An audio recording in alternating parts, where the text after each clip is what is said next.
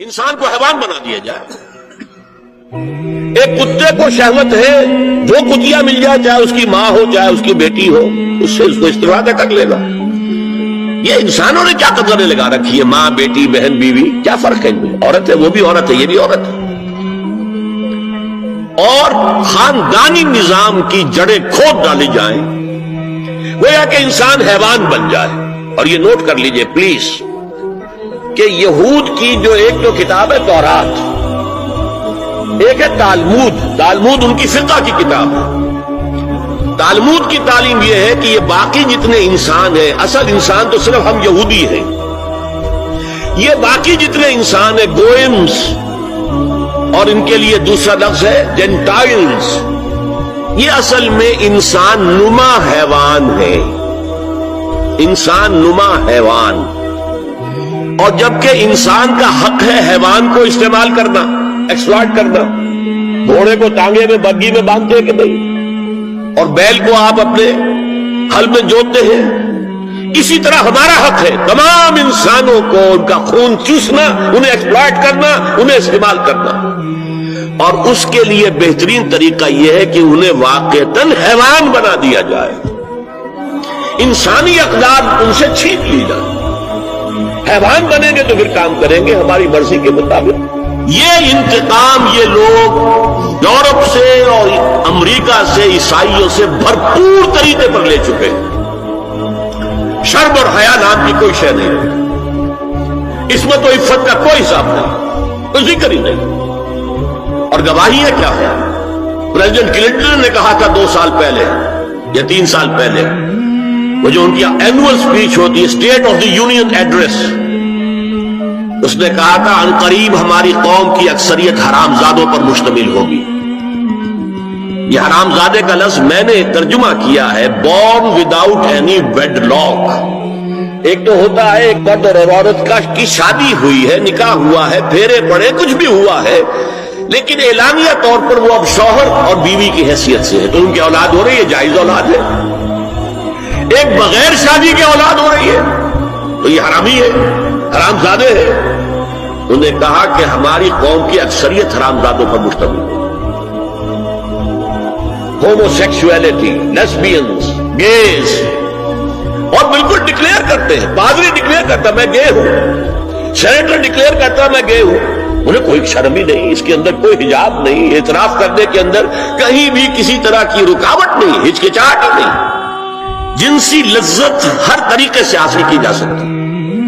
زنا بالرضا ہو تو کوئی جرم ہے ہی نہیں. ہاں زنا بالجبر ہو تو جرم ہے کہ یہ مغرب یہودیوں کی سازش کے تحت اور امریکہ کی عظیم قوت کو استعمال کرتے ہوئے، سول سپریم پاور آن ارتھ، آج یہ ہمارے گرد گھیرا تنگ کرتے چلے آ رہے ہیں کہ ہمارا معاشرتی نظام بھی تلپٹ ہو جائے، درہم برہم ہو جائے، ہماری اقدار بھی ختم ہو جائے، ہمارے ہاں بھی عورت اور مرد بالکل برابر ہونے کے مدعی ہو کر میدان میں آ جائیں، عورت مرد بن جائے، مرد عورت بن جائے، مردوں کی شادیاں ہو جائیں کہ ایک مرد شوہر اور ایک مرد بیوی اور رجسٹر ہو جائے شادی.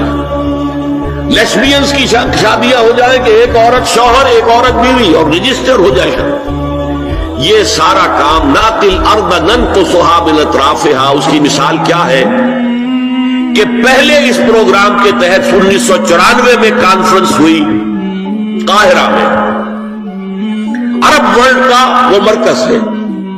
دوسری 1 سال کے بعد کانفرنس کر دی بیجنگ میں، اور اس کے بعد بیجنگ +5 کانفرنس ہوئی ہے. نام اس کا کیا تھا کانفرنس کا؟ Women 2000، gender equality, development and peace for the 21st century. Preparatory document میں نمبر 1 ہومو سیکسولیٹی کو نارمل سیکسول اورینٹیشن قرار دیا جائے. کوئی جرم نہیں ہے مرد مرد سے شہوت نالی کرے. عمل قوم لوط، ایک شخص جو ہے عورت سے اپنی خواہش پوری کرنا چاہتا ہے، ایک مرد سے کرنا چاہتا ہے، تمہیں کیا اعتراض ہے؟ نمبر 3 عورتیں گھر کا کام کاج کرنے سے انکار کر دیں یا اس پر ویج طلب کریں، مزدوری دو میں محنت دو تب کام کریں. یہ چولہا جھونکنا، یہ روٹی پکانا، برتن دھونا، یہ اس کے لیے ہمیں اجرت چاہیے، لیبر چاہیے۔ نمبر 4، عورت حمل اور وضع حمل کی جو تکلیف برداشت کرے اس پر بھی شوہر سے اجرت لے۔ نمبر 5، اگر کسی وقت کسی عورت کی طبیعت آمادہ نہ ہو ہم بستری کے لیے اور شوہر مجبور کرے تو اسے میریٹل ریپ قرار دیا جائے، یہ زنا بالجبر ہوگا جس کی سزا دی گئی، شوہر اور بیوی کا معاملہ ہے۔ نمبر 6، پروسٹیٹیوشن کو ایک باعزت پیشہ مانا جائے اور ان کو پروسٹیٹیوٹس نہ کہا جائے بلکہ سیکس ورکرز، سیکسول ورکرز۔ 7، وراثت اور طلاق میں بالکل برابری، کوئی فرق نہیں۔ اب یہ خاص چیز تو معلوم ہوتا ہے کہ اسلام ہی کو ہدف بنا کر انہوں نے ایجنڈے میں شامل کیا۔ اگر شوہر اور بیوی کے درمیان اعتماد نہ ہو، شوہر کو یہ یقین نہ ہو کہ میں جب باہر جاتا ہوں میری بیوی کیا کرتی ہے، اور بیویوں کو یہ یقین نہ ہو کہ میرا شوہر جب باہر جاتا ہے تو کیا کرتا ہے، اگر بد اعتمادی ہو جائے، اگر شوہر کی نگاہ میں کوئی اور عورت جو ہے وہ آ گئی ہے، کھب گئی ہے، اب اس کی توجہ اپنی بیوی پر سے ہٹ جائے، اسے خواب میں وہی آئے گا، یہ بانڈ آف لو کمزور ہو گیا۔ اگر باپ کو یہ یقین نہ ہو کہ یہ اولاد میری ہی ہے تو وہ خاندان کا ادارہ دراڑیں پڑ گئی۔ لہذا اس خاندان کے ادارے کو مضبوط رکھنے کے لیے سب سے اہم کام کیا ہے کہ جتنی بھی سیکشول اٹریکشن ہے یہ دو صنفوں میں، مرد اور عورت، یہ سینٹرڈ رہے، مرکوز رہے شوہر اور بیوی کے درمیان، انتشار نہ ہو، نگاہ ادھر سے ادھر نہ جائے، بلکہ ان کی پوری توجہ، آپس میں اعتماد ہو، آپس میں محبت۔